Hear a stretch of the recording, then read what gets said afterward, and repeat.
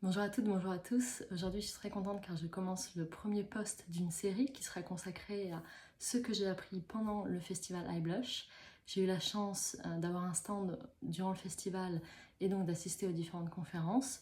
Et la première chose que j'aimerais vous partager, c'est ce que j'ai appris lors de la conférence animée par la naturopathe Isia Thoron qui concernait l'alimentation et la libido. Alors je ne vais pas tellement parler de la libido, mais plutôt d'alimentation, et notamment d'alimentation pour les femmes en période lutéale, c'est-à-dire en période prémenstruelle, les quelques jours avant d'avoir nos règles.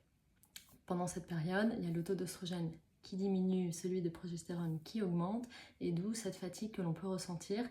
Et il est important pendant ces quelques jours d'augmenter son apport calorique et notamment d'augmenter son apport en protéines et en oméga 3. Parce que le corps en a besoin, le corps se prépare potentiellement à une nouvelle grossesse et donc cette fatigue qu'on peut ressentir, on va pouvoir la traverser grâce à un apport calorique plus important.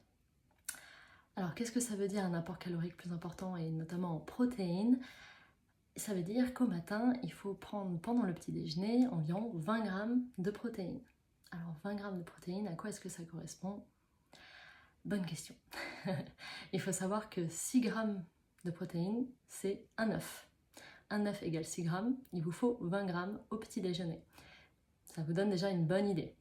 Donc, j'ai posé la question à Isia en lui disant quel serait un petit déjeuner idéal pendant cette phase lutéale.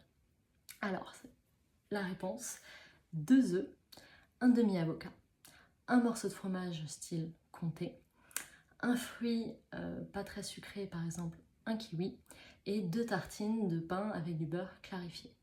Tout ça, ça fait un petit déjeuner le matin. Alors effectivement, on oublie le café et au travail parce que c'est une phase qui demande de l'énergie et des calories. Alors j'ai essayé et c'est vrai qu'une fois qu'on a pris un petit déj comme ça, on se sent prête à attaquer la journée et on a moins de fringales également pendant la journée pendant laquelle on va manger du sucre ou des bêtises. Deuxième chose, l'apport en oméga 3. Donc l'oméga 3, on va en trouver notamment dans les graines de lin, dans l'huile de lin, dans les œufs dont le label est bleu, blanc, rouge puisque les poules sont nourries aux graines de lin, et également dans les poissons style maquereau, sardines, foie de morue, qu'il faut manger 3 fois par semaine et non pas 3 fois par an comme on le fait souvent. Voilà, donc ça vous donne une petite info, j'espère que ça vous aidera, que vous vous sentirez peut-être mieux pendant ces moments de fatigue qui précèdent vos règles. Je vais conclure en vous souhaitant une très belle journée et à bientôt.